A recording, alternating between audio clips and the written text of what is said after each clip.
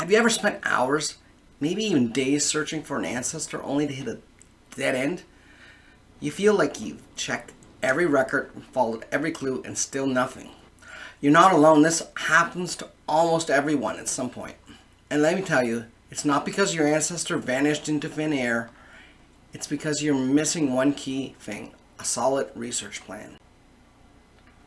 What if I told you that just a few simple steps could completely change how you research, helping you find answers faster and with less frustration? In this video, I'm going to walk you through a step-by-step research blueprint that professional genealogists use to track down elusive ancestors. And trust me, once you start using this method, you'll wonder how you ever researched without it. But before we dive in, I want to hear from you. What's the biggest roadblock you've hit in your family research? Maybe it's missing records, name changes, or just not knowing where to start. Drop a comment below and let's see if we can crack this case together. Oh, and stick around, because by the end of the video, you'll have a research plan that not only makes your researches easier, but also helps you uncover details about your ancestors that you never thought. Alright, let's talk about something that separates successful genealogy from endless frustrations: having a research plan. A lot of people dive into genealogy without a clear plan. They jump from website to website, chase down every name that kind of matches, and before they know it, they've gone down a rabbit hole and still haven't found what they're looking for.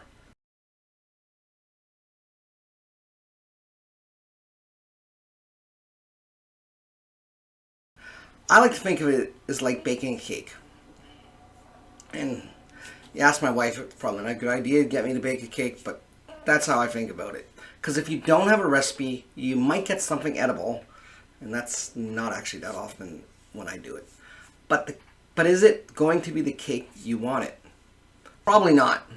And definitely not if I'm the one who baked it. A solid genealogy research plan helps you stay focused, avoid mistakes, and actually get results. It stops you from wasting hours chasing records that won't help and keeps you on track towards your goal. Have you ever gotten completely sidetracked while researching? Maybe you started looking for a birth record and somehow ended up reading about an ancestor's neighbor's cousin? Tell me in the comments. I've been there too. So by following a plan, you're not just collecting names, you're uncovering real stories. So now that we know why a plan is essential, let's get into the first step of building one: defining your research goals. Before you start digging into your records, ask yourself, exactly what am I trying to find? Are you looking for a birth record, trying to confirm a family story? If your goal is too broad, like, I want to know everything about my family, you'll get overwhelmed. A clear, specific goal makes all the difference. Instead of just finding out everything I can about my second great-grandfather, Charles McGinnis, I narrow it down. Something like, find the birth record of Charles McGinnis. That gives you a direction. What's the one ancestor or record that's been driving you crazy? Drop it in the comments and let's see if we can brainstorm some strategies together. So before you go searching through your database, start with what you already have. Family records, old letters, even those stories grandma used to tell at dinner table. Those can all be clues. I always recommend writing everything down.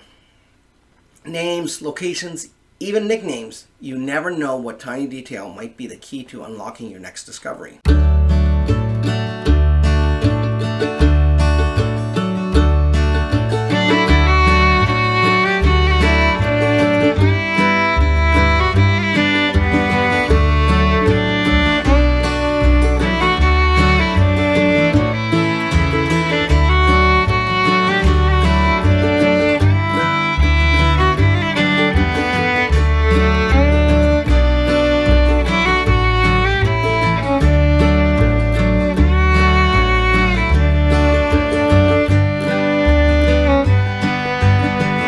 Step 3.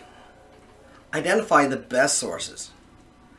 Now that you have a goal and gathered your known information, it's time to figure out where to look next. Census records, church records, military files, land deeds, each one tells a different part of the story. Step 4. Stay organized and track your progress. I recommend getting my little handy notebook where you can record your family history notes. There's a link to it available in my shop down below. I think it's really important to stay organized because have you ever found the same record 3 times because you forgot you already looked? I've done it. That's why tracking your research is a game changer. Keeping a log of what you've searched and what you haven't helps you avoid wasted time. It makes it easier to pick up where you left off. Do you have a system for keeping track of your research? Or do you just wing it? For many years, I was one of those wing it guys. Let me know what works for you.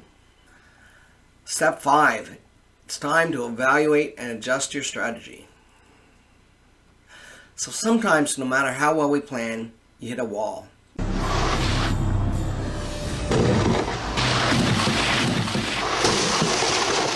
That's normal. This is where you take a step back, look at what you've tried, and adjust your approach. Now, sometimes, for me, taking a step back means I actually go and I work on another line for a little while if I'm gotten too stuck. And then I'll come back and adjust my approach. For example, if you can't find a birth record, ask, did they immigrate? Could their name have been spelled differently? What other documents might mention their birth dates? Have you ever found an ancestor by totally unexpected record? Maybe a land deed, a newspaper clipping, or even a DNA match?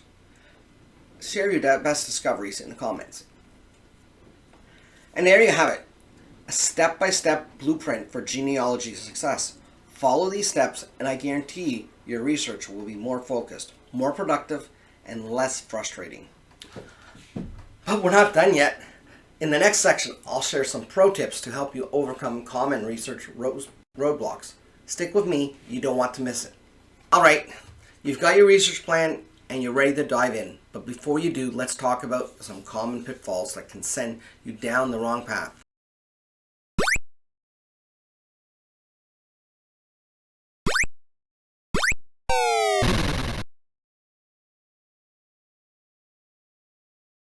Wasting hours or even years on the wrong information. Number 1 is assuming all records are 100% accurate. Just because a record is official doesn't mean it's correct. Clerks make mistakes, names were misspelled, and sometimes people lied. Your great-grandfather might have changed his birth year to enlist early or to stay out of a war. It's always a good idea to cross-check multiple sources. If one record says 1868 and another says 1864, you got to look for the supporting evidence before assuming which one is right. Have you found conflicting information in records? Tell me the biggest discrepancy you've come across. So, pitfall number 2, ignoring name variations. Spelling wasn't standardized like it is today, and many of our ancestors couldn't read or write, meaning their names were recorded however someone thought they sounded. In fact, in looking for my second great-grandfather, Charles McGinnis, I found different ways his last name was spelled. Sometimes it was spelled M-C-I-N-N-I-S, and sometimes it was M-A-C. This is really common. Now, sometimes that's a bias if it's a census record, who's ever taking. In fact, actually, in one of the census years, I found his family name listed as Innes and then Mick. But all the Scottish names, McDonald's, McKinnons, and McEwens, were all listed as that. So it was Donald Mick. So that was a bias of the person that was doing the record. I'd look at all the records that are there, and if you're not finding that you're something where it should be, look again. Check names that are spelled wrong. If you had a dead end with your direct ancestor, check their siblings, cousins, or even neighbors. In fact, with my great-grandfather, I was looking for him, and there was a problem. I was able to find out that his name was Charles, but I was able to find out that his name was Charles McGinnis. I knew my grandmother was Catherine McGinnis, and she had a sister Florence. I didn't know much else. But when I was at my grandmother's, when she was 98, my mother and I were preparing to move her into a nursing home. And I was rescuing family pictures and documents as much as I could, and I came across a picture in my grandmother's handwriting. It said grandfather and Uncle Donald. So now I had another son. So when I was looking at the census records, I could be able to find the right one, and that led me to a lot more information. Sometimes a sibling's marriage record or obituary will list the parents' names when your ancestors record doesn't. Just follow your branches. Or sometimes you just can't find the death record of your ancestor, or the marriage record, or the obituary. So yeah, make sure you check siblings. Pitfall number 4 is a big one. Online family trees can be a great starting point, but they're full of errors. Just because 50 people say your ancestor was born in 1802 doesn't mean it's true, especially if there's no source to back it up. I've seen records where you've had children that were born before their parents, or even I had one that was born 200 years, found that was 200 years before their grandparents. So always verify information with actual records. If a tree doesn't list its sources, treat it like a rumor mill until you confirm it. I really can't stress it. Just because Ancestry or Family Search in somebody else's tree says something, don't assume it is right. Verify it. Check the sources. That's one of the reasons I love using Wikitree, actually, is because the honor code is really important to the members that contribute, and generally the records that are there have good sources. Pitfall number 5 is giving up too soon. Let's be real, genealogy isn't always easy. Just because you hit a roadblock doesn't mean there's no answer. Sometimes you just need to change your approach. Think of it this way. If you're going somewhere and you had to cross a river, but the bridge was out at where you normally cross, would you just give up, or would you look for another way across the river? Like I said, try different spellings, check siblings, search through different types of records that you might not have thought of. Go to newspapers. Some of my biggest breakthroughs actually have come after taking a break. So it's okay to walk away and take a rest, but come back to it. Don't give up. Remember, every great genealogist has faced brick walls. The ones who succeed are the ones who keep going. So avoid these common pitfalls and you'll save yourself a ton of frustration. Now before we wrap up, I've got a few bonus tips to help you take your research even further. So let's stick around. Alright, if you stuck with me this far, you're already ahead of the game. But let's take things up a notch. These are some of my favorite genealogy pro tips. The little things that can make a huge difference in your research. Number 1, dig into newspapers and obituaries. Official records tell you the facts, but newspapers tell you the stories. Birth and death records are great, but obituaries, wedding announcements, and even gossip columns can reveal details you won't find anywhere.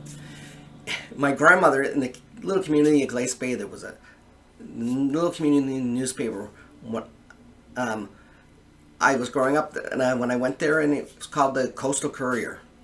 And that had all kinds of announcements when people came to visit. When we came to visit, when we lived in Ontario and we went to visit in Cape Breton, there would be a small rule write-up in the newspaper because somebody reported it. It was big news, not really.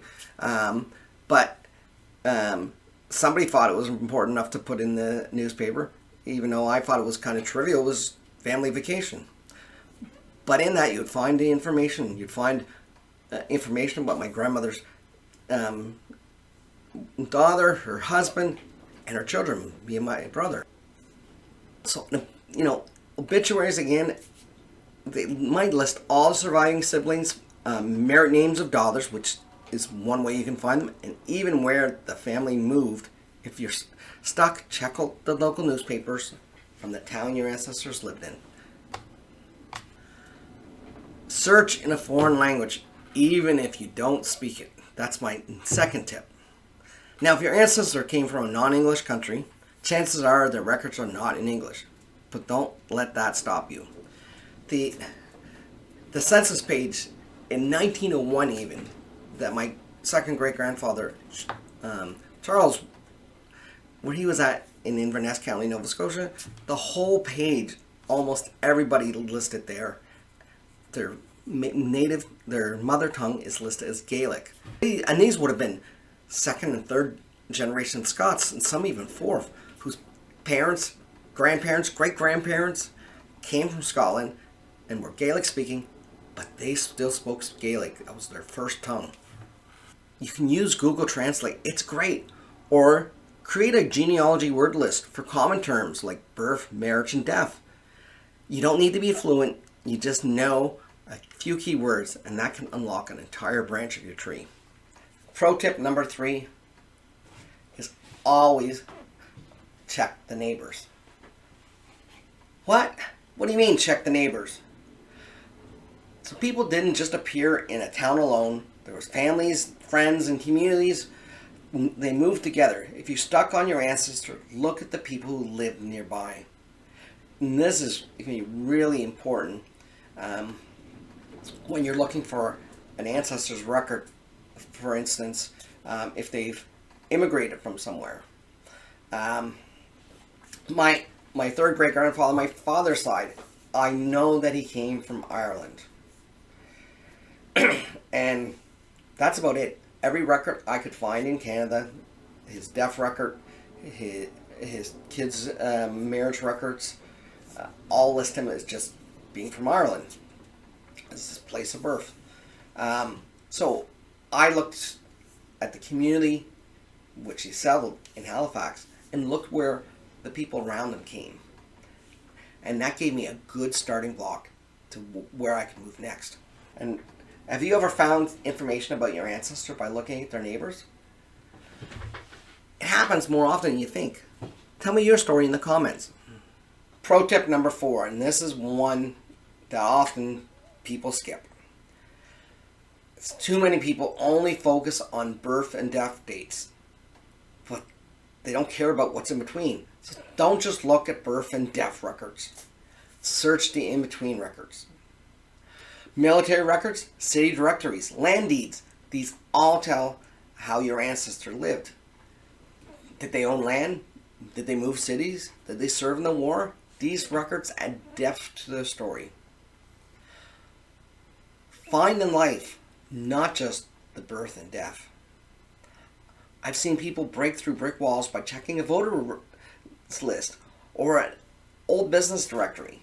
So don't stop at the basics. Go deeper. Search advertising even. I was able to find information about one of my ancestors by looking at an advertising that was in a business directory. Pro tip number 5, use DNA testing. DNA testing is an amazing tool, but too many people get their test and just look at the ethnicity results and stop there. And that's a big mistake. Your DNA matches can help confirm or expand your tree. Look at shared matches to find new relatives and use chromosome browsers to see where your DNA aligns. And if you're totally lost with your DNA results, don't worry. I've got a whole video on that. I'll link it in the description. Alright, those are my top pro tips. Keep these in mind and you'll be way ahead of most researchers out there. Now let's wrap things up with some final thoughts to set you up for genealogy success. Wow, what a journey. We've covered a step-by-step blueprint, talked about common pitfalls, and even went over some pro tips to help you become a better family historian. You're now ready to tackle your family tree. But if genealogy ever feels frustrating, remember this: every record, every clue, and every story brings you closer to knowing your ancestors. You're not just collecting names, you're uncovering the lives of people who made you who you are. Find out how you got here. Think of it. Someone 100 years from now might be researching you. What kind of story would you want them to find? So in the meantime, check out these videos here for more helpful tips on researching your family history. Until next time, have a great day and keep searching for your ancestors.